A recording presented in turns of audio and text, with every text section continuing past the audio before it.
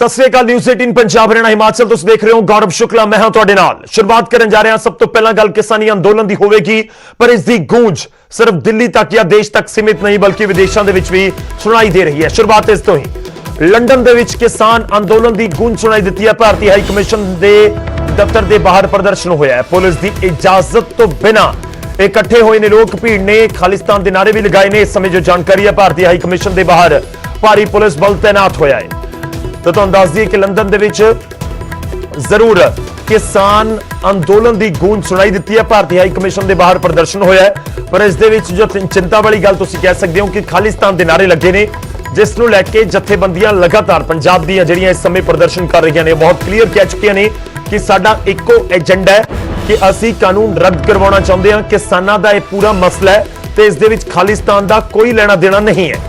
एक जथेबंदियां दे आगू जिहड़े वख-वख स्टेजां तो बोलदे ने, लगातार जिक्र करते नजर आए ने। पर जदों लंडन दे विच कोई प्रदर्शन हो रहा है, लंडन दे विच किसान अंदोलन की गूंज सुनाई दी है, उत्थे भारतीय हाई कमीशन के बाहर यह प्रदर्शन किया गया। कोई इजाजत नहीं ली गई सी, बावजूद इसके उत्थे भीड़ इकट्ठा हो गई ते इस दौरान खालिस्तान के नारे लगे ने। यह साडे कोल इस समय जानकारी है। भारतीय हाई कमीशन के बाहर फिर उत्थे दी पुलिस नूं भी वड्डी गिणती दे विच तैनात कर दिता गया है। ये झंडे भी तुहानूं उत्थे जो लहराए जा रहे हैं खालिस्तान के, वो भी नजर आ रहे होणगे। प्रदर्शन लगातार हिंदुस्तान छो रहे ने। देखो बड़ा शांतमई प्रदर्शन पंजाब दे विच या देश दे विच दिल्ली बॉर्डर के उत्ते इस समय हो रहा है ते लगातार यही जिक्र हो रहा कि आखिर इसनूं भटकाउण दी कोशिश तां नहीं कोई कर रहा। ते जदों इस तरीके दी गल्लां सामने आउंदियां ने, क्योंकि लगातार किसान जथेबंदियां इस जिक्र करदियां नजर आईयां ने कि खालिस्तान के एजेंडे नाल साडा कोई लेना देना नहीं है। साडी इक्को मंग है कि कानून रद्द किए जाण ते किसानां दा अंदोलन है, पंजाबियां दा अंदोलन है, ਜਿਹੜੇ किसानों के नाल जुड़े हुए हैं उन्हां लोकां दा अंदोलन है। पर इस विचाले जेकर लंडन च प्रदर्शन हुंदा है, किसानों की हिमायत का जिक्र हुंदा है ते उहदे विच खालिस्तान के नारे, खालिस्तान के झंडे लगदे ने, तां फिर सवाल तां जरूर उस प्रदर्शन के उत्ते उठणगे।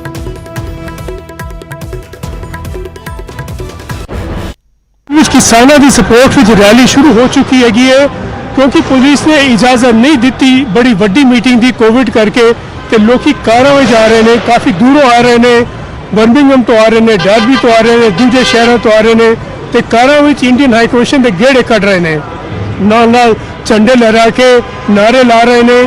तो कुछ लोग इंडियन हाई कमीशन के बाहर भी खलोते हैं, अपने बैनर्स लैके ते नारे ला रहे हैं। तो एक मैसेज भेजना चाहते हैं कि इंडियन फार्मर्स के सपोर्ट विच इत्थे दे लोकी पूरी तरह नाल तो धरना प्रदर्शन होंदा नजर आया, पर उसको लेके सवाल उठ रहे हैं कि खालिस्तान का जिक्र उस दे विच क्यों है, क्योंकि हिंदुस्तान च लगातार किसान जथेबंदियां गल कर रही ने कि किसानी प्रदर्शन है, इस दे विच कोई लेना देना खालिस्तान का नहीं है, इस पूरे मामले का नहीं है। अगली खबर का रुख करते हैं। खेती कानूनों को लेकर सरकार ते किसानों के विचाले लड़ाई जारी है। इस दौरान किसान जथेबंदियां 8 दिसंबर के भारत बंद के फैसले ते कायम ने। सरकार ते दबाव बनाने के लिए देश भर दे विच प्रदर्शन होणगे, ऐलान किया गया है कि ते नाल यह भी कहा गया कि जिहड़े प्रदर्शन ने यह शांतमई होणगे।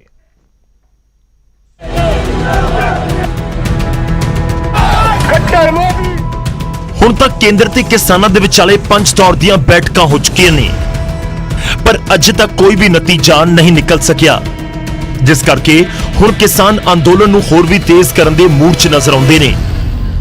केंद्र दे नाल 5 दिसंबर की मीटिंग बेसिट्टा रहण दे बाद किसानां दे वल्लों हंगामी मीटिंग की गई, लंबा मंथन होया ते संघर्ष नूं होर तेज करन दी रणनीति घड़ी गई।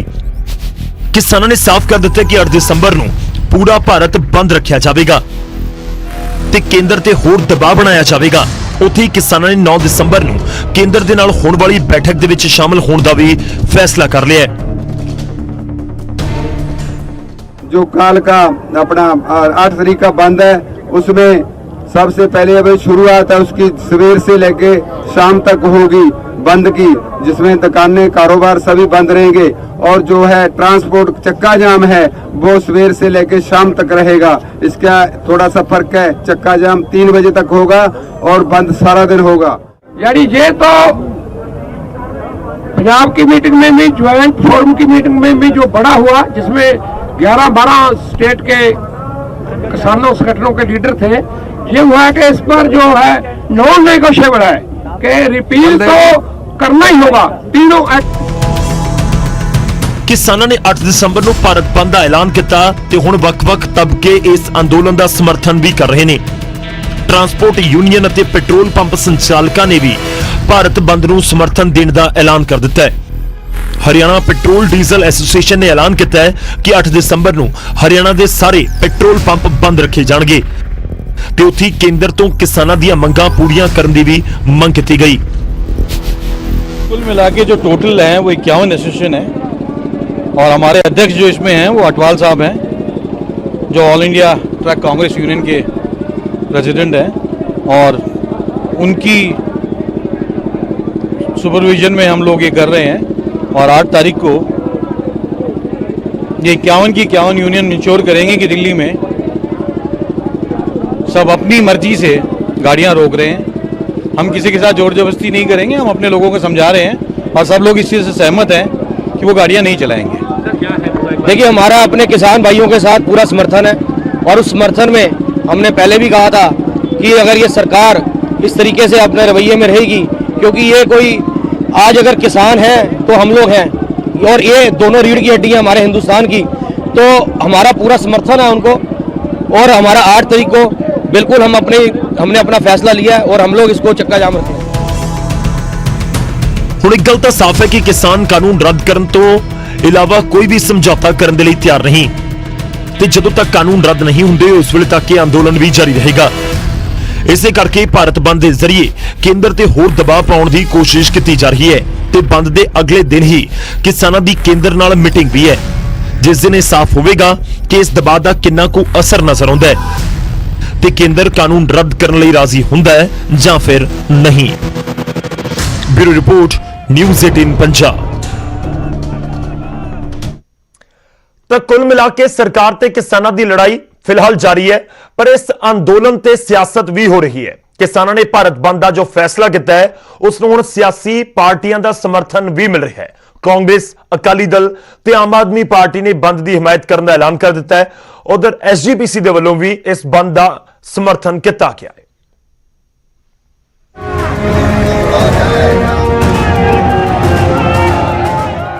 बेशक सियासतदानों ਨੂੰ ਕਿਸਾਨੀ ਅੰਦੋਲਨ ਤੋਂ ਦੂਰ ਹੀ ਰੱਖਿਆ ਗਿਆ, ਪਰ ਫਿਰ ਵੀ ਸਿਆਸੀ ਪਾਰਟੀਆਂ ਤਰਲੋ ਮੱਛੀ ਹੁੰਦੀਆਂ ਨਜ਼ਰ ਆ ਰਹੀਆਂ ਨੇ ਤੇ ਹਰ ਇੱਕ ਪਾਰਟੀ ਮੌਕੇ ਦੀ ਭਾਲ ਦੇ ਵਿੱਚ ਖੜੀ ਹੈ ਤੇ ਮੌਕੇ ਤੇ ਚੌਕਾ ਮਾਰਨ ਦੀ ਪੂਰੀ ਵਾਹ ਵੀ ਲਗਾਈ ਜਾ ਰਹੀ ਹੈ। ਕਿਸਾਨਾਂ ਨੇ 8 ਦਸੰਬਰ ਨੂੰ ਭਾਰਤ ਬੰਦ ਦਾ ਐਲਾਨ ਕੀਤਾ ਹੈ ਤੇ ਹੁਣ ਇਸ ਮੋਰਚੇ 'ਚ ਕਾਂਗਰਸ ਵੀ ਨਿੱਤਰ ਆਈ ਹੈ।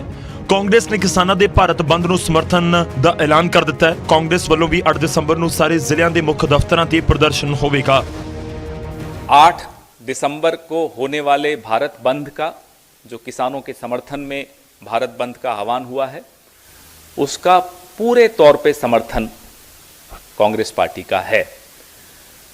राहुल गांधी जी ने हस्ताक्षर अभियान, किसान सम्मेलन, ट्रैक्टर रैलीज करके एक जो आवाज़ उठाई थी किसानों के पक्ष में, उसी आवाज़ को हम बुलंद करते हुए 8 दिसंबर को हमारे ज़िला मुख्यालयों पर, प्रदेश कांग्रेस कमेटी के कार्यालयों पर, तमाम जगह प्रदर्शन किए जाएंगे और इस बंद को सफल बनाने में कांग्रेस एड़ी चोटी का जोर लगाएगी। ਜੇ ਕਾਂਗਰਸ ਨੇ ਭਾਰਤ ਬੰਦ ਦੇ ਸਮਰਥਨ ਦਾ ਐਲਾਨ ਕੀਤਾ ਤਾਂ ਦੂਜੀਆਂ ਧਿਰਾਂ ਵੀ ਕਿਵੇਂ ਪਿੱਛੇ ਰਹਿ ਸਕਦੀਆਂ ਸੀ। ਆਮ ਆਦਮੀ ਪਾਰਟੀ ਵੀ ਭਾਰਤ ਬੰਦ ਦੇ ਸਮਰਥਨ 'ਚ ਉਤਰੀ ਹੈ ਤੇ ਐਲਾਨ ਕਰ ਦਿੱਤਾ ਹੈ ਕਿ ਪੰਜਾਬ ਸਣੇ ਸਾਰੇ ਸੂਬਿਆਂ 'ਚ ਆਮ ਆਦਮੀ ਪਾਰਟੀ ਵੱਲੋਂ ਕੇਂਦਰ ਸਰਕਾਰ ਦੇ ਖਿਲਾਫ ਹੱਲਾ ਬੋਲਿਆ ਜਾਵੇਗਾ। आम आदमी पार्टी के राष्ट्रीय संयोजक और दिल्ली के मुख्यमंत्री श्री अरविंद केजरीवाल जी ने आह्वान किया है दिल्ली के और देश के समस्त आम आदमी पार्टी के पदाधिकारियों व कार्यकर्ताओं से कि 8 दिसंबर को किसानों द्वारा किए जा रहे भारत बंद का आम आदमी पार्टी पूरी तरह से समर्थन करे और सभी राज्यों में, सभी जिलों में हमारे कार्यकर्ता किसानों का सहयोग करें। ਉਧਰ ਕਿਸਾਨਾਂ ਦੇ ਬਹਾਨੇ ਅਕਾਲੀ ਦਲ ਵੀ ਸਿਆਸੀ ਮੋਰਚਾਬੰਦੀ ਦੇ ਵਿੱਚ ਜੁਟਿਆ ਹੋਇਆ ਹੈ। ਵਿਰੋਧੀ ਧਿਰਾਂ ਨੂੰ ਇਕਜੁੱਟ ਕਰਨ ਦੇ ਲਈ ਕਵਾਇਦ ਤੇਜ਼ ਕਰ ਦਿੱਤੀ ਹੈ। ਪਹਿਲਾਂ ਕੋਲਕਾਤਾ ਦੇ ਵਿੱਚ ਟੀਐਮਸੀ ਦੇ ਆਗੂਆਂ ਨਾਲ ਮੁਲਾਕਾਤ ਤੇ ਫਿਰ ਪ੍ਰੇਮ ਸਿੰਘ ਚੰਦੂਮਾਜਰਾ ਦੀ ਅਗਵਾਈ ਦੇ ਵਿੱਚ ਮੁੰਬਈ 'ਚ ਉਧਵ ਠਾਕਰੇ ਨਾਲ ਵੀ ਮੁਲਾਕਾਤ ਹੋਈ ਤੇ ਜਲਦੀ ਦਿੱਲੀ 'ਚ ਕੇਂਦਰ ਸਰਕਾਰ ਦੇ ਖਿਲਾਫ ਵੱਡੇ ਸ਼ਕਤੀ ਪ੍ਰਦਰਸ਼ਨ ਦੀ ਤਿਆਰੀ ਕੀਤੀ ਜਾ ਰਹੀ ਹੈ। मैं श्रोमणी अकाली दल के वर्करां ਨੂੰ ਬੇਨਤੀ ਕਰਦਾ ਹਾਂ ਕਿ ਪੂਰੀ ਜ਼ੋਰ ਦੋ ਨਾਲ ਉਹਨਾਂ ਦਾ ਪੂਰਾ ਸਮਰਥਨ ਦੇਣ ਤੇ ਪੂਰਾ ਸਹਿਯੋਗ ਦੇਣ, ਕਿਉਂਕਿ ਇਹ ਲੜਾਈ ਪੂਰੇ ਦੇਸ਼ ਦੇ ਅੰਨਦਾਤਾ ਦੀ ਹੈ, ਸੈਂਟਰ ਦੀ ਸਰਕਾਰ ਦੇ ਖਿਲਾਫ। ਮੈਨੂੰ ਪੂਰੀ ਆਸ ਹੈ ਕਿ ਜਿਸ ਤਰੀਕੇ ਨਾਲ ਸੰਘਰਸ਼ ਚੱਲ ਰਿਹਾ ਸੈਂਟਰ ਦੀ ਸਰਕਾਰ ਨੂੰ ਝੁਕਣਾ ਪੈਣਾ ਹੈ। ਸੋ ਮੈਂ ਫਿਰ ਤੋਂ ਸਾਰੇ ਵਰਕਰਾਂ ਨੂੰ ਅਪੀਲ ਕਰਦਾ ਹਾਂ 8 ਤਰੀਕ ਦੇ ਬੰਦ ਵਿੱਚ ਪੂਰਾ ਯੋਗਦਾਨ ਪਾਓ। ਕਿਸਾਨੀ ਅੰਦੋਲਨ ਇਸ ਕਦਰ ਸਿਖਰ ਦੇ ਉੱਤੇ ਪਹੁੰਚ ਚੁੱਕਾ ਹੈ ਕਿ ਹੁਣ ਹਰ ਪਾਰਟੀ ਕਿਸਾਨਾਂ ਦੇ ਹੱਕ ਦੇ ਵਿੱਚ ਨਿੱਤਰ ਰਹੀ ਹੈ। TMC ਨੇ ਵੀ ਕਿਸਾਨੀ ਅੰਦੋਲਨ ਨੂੰ ਪੂਰਾ ਸਮਰਥਨ ਦਿੱਤਾ ਹੈ ਤੇ ਇਹ ਐਲਾਨ ਕਰ ਦਿੱਤਾ ਕਿ ਬੰਗਾਲ ਦੇ ਹਰ ਜ਼ਿਲ੍ਹੇ ਤੇ ਵਾਰਡ ਦੇ ਵਿੱਚ ਲੋਕਾਂ ਨੂੰ ਕਿਸਾਨ ਅੰਦੋਲਨ ਦੇ ਨਾਲ ਜੋੜਿਆ ਜਾਵੇਗਾ। 8 ਤਰੀਕ ਤੋਂ ਕਿਸਾਨਾਂ ਦੇ ਪੱਖ ਦੇ ਵਿੱਚ ਵਿਸ਼ੇਸ਼ ਅਭਿਆਨ ਦੀ ਸ਼ੁਰੂਆਤ ਕੀਤੀ ਜਾਵੇਗੀ। ਕੇਂਦਰ ਦੇ ਖੇਤੀ ਕਾਨੂੰਨਾਂ ਖਿਲਾਫ ਪਹਿਲਾਂ ਆਵਾਜ਼ ਪੰਜਾਬ 'ਚੋਂ ਬੁਲੰਦ ਹੋਈ ਤੇ ਹੁਣ ਇਹ ਅੰਦੋਲਨ ਪੂਰੇ ਦੇਸ਼ ਦਾ ਬਣ ਚੁੱਕਾ ਹੈ। ਇਸੇ ਕਰਕੇ ਇਸ ਅੰਦੋਲਨ ਦੀ ਆੜ ਦੇ ਵਿੱਚ ਹਰ ਵਿਰੋਧੀ ਪਾਰਟੀ ਕੇਂਦਰ ਦੇ ਖਿਲਾਫ ਮੋਰਚਾਬੰਦੀ 'ਚ ਲੱਗੀ ਹੋਈ ਹੈ। Bureau report, news 18 Punjab. ਤਾਂ ਮੋਰਚਾਬੰਦੀ 'ਚ ਸਾਰੀਆਂ ਸਿਆਸੀ ਪਾਰਟੀਆਂ ਲੱਗੀਆਂ ਹੋਈਆਂ ਨੇ, ਪਰ ਇਸ ਸਭ ਦੇ ਵਿਚਾਲੇ ਪੰਜਾਬ 'ਚ BJP ਲੀਡਰਾਂ ਦਾ ਵਿਰੋਧ ਵੀ ਜਾਰੀ ਹੈ। ਇਸ ਵਾਰ ਕਿਸਾਨਾਂ ਦੇ ਵਿੱਚ ਹੰਸਰਾਜ ਹੰਸ ਕਰ ਗਏ। ਮੋਗਾ ਦੇ ਵਿੱਚ ਪ੍ਰਦਰਸ਼ਨਕਾਰੀਆਂ ਨੇ ਹੰਸਰਾਜ ਹੰਸ ਦੀ ਗੱਡੀ ਘੇਰ ਲਈ, ਨਾਅਰੇਬਾਜ਼ੀ ਕਰਕੇ ਆਪਣਾ ਰੋਸ ਜਤਾਇਆ ਗਿਆ। ਕਿਸਾਨ ਖੇਤੀ ਕਾਨੂੰਨਾਂ ਨੂੰ ਰੱਦ ਕਰਨ ਦੀ ਮੰਗ ਕਰ ਰਹੇ ਨੇ ਤੇ ਗੁੱਸਾ BJP ਲੀਡਰਾਂ ਦੇ ਉੱਤੇ ਫੁੱਟ ਰਿਹਾ ਹੈ। ਦਿੱਲੀ ਦੇ ਵਿੱਚ BJP ਦੇ MP ਨੇ ਹੰਸਰਾਜ ਹੰਸ ਤੇ ਜਦੋਂ ਪੰਜਾਬ ਪਹੁੰਚੇ, ਮੋਗਾ ਪਹੁੰਚੇ ਤਾਂ ਫਿਰ ਉਹਨਾਂ ਨੂੰ ਵਿਰੋਧ ਦਾ ਸਾਹਮਣਾ ਕਰਨਾ ਪਿਆ।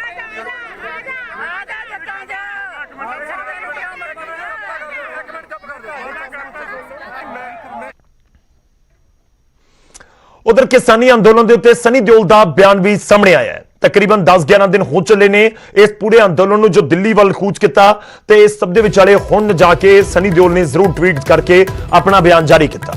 उन्होंने कहा कि किसानां ते साडी सरकार दा मसला है, कोई होर इस मामले दे विच ना आवे।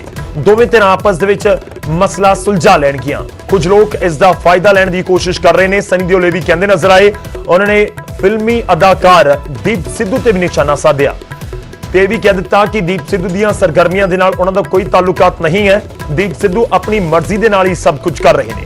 इलैक्शन दे विच जदों सनी देओल चोणां दे विच खड़े सी 2019 दे विच तो उस समय दीप सिद्धू दे कोल भी जिम्मेवारी सी, चोणां दे विच उन्हां दे नाल सन ते हुण जरूर सनी देओल दे वल्लों जिक्र किया जा रहा है कि ये जिहड़े प्रदर्शन ने किसानां ते केंद्र दे विचाले दी गल है, इस दे विच कोई होर धिर ना आवे। दोवें धिरां आपस दे विच मसला सुलझा लैणगीआं ते दूजे पासे ਉਹ ਦੀਪ ਸਿੱਧੂ ਦੇ ਉੱਤੇ ਵੀ ਨਿਸ਼ਾਨਾ ਸਾਧਦੇ ਨਜ਼ਰ ਆਏ। ਉਹਨਾਂ ਨੇ ਕੀ ਕੁਝ ਲਿਖਿਆ ਆਪਣੇ ਇਸ ਪੂਰੇ ਟਵੀਟ ਦੇ ਦੌਰਾਨ ਉਹ ਵੀ ਤੁਹਾਨੂੰ ਦੱਸਦੇ ਹਾਂ। ਮੇਰੀ ਪੂਰੀ ਦੁਨੀਆ ਨੂੰ ਬੇਨਤੀ ਹੈ ਕਿ ਕਿਸਾਨ ਤੇ ਸਾਡੀ ਸਰਕਾਰ ਦਾ ਮਾਮਲਾ ਹੈ, ਇਸ ਦੇ ਵਿੱਚ ਕੋਈ ਵੀ ਨਾ ਆਵੇ। ਦੋਵੇਂ ਆਪਸ ਦੇ ਵਿੱਚ ਗੱਲਬਾਤ ਕਰਕੇ ਇਸ ਦਾ ਹੱਲ ਕੱਢ ਲੈਣਗੇ। ਕੁਝ ਇਸ ਦਾ ਫਾਇਦਾ ਚੁੱਕਣਾ ਚਾਹੁੰਦੇ ਨੇ ਦੀਪ ਸਿੱਧੂ, ਜੋ ਚੋਣਾਂ ਦੇ ਵਿੱਚ ਮੇਰੇ ਨਾਲ ਸੀ ਤੇ ਹੁਣ ਲੰਬਾ ਸਮਾਂ ਮੇਰੇ ਨਾਲ ਨਹੀਂ ਹੈ। ਜੋ ਕੁਝ ਕਹਿ ਰਿਹਾ ਹੈ ਤੇ ਕਰ ਰਿਹਾ ਹੈ ਉਹ ਖੁਦ ਆਪਣੀ ਮਰਜ਼ੀ ਦੇ ਨਾਲ ਕਰ ਰਿਹਾ ਹੈ। मेरा उसकी किसी भी गतिविधि के नाल कोई संबंध नहीं है। ये सनी देओल होरां दे वल्लों ट्वीट किया गया पूरा जिहड़ी चिट्ठी है लिखी गई।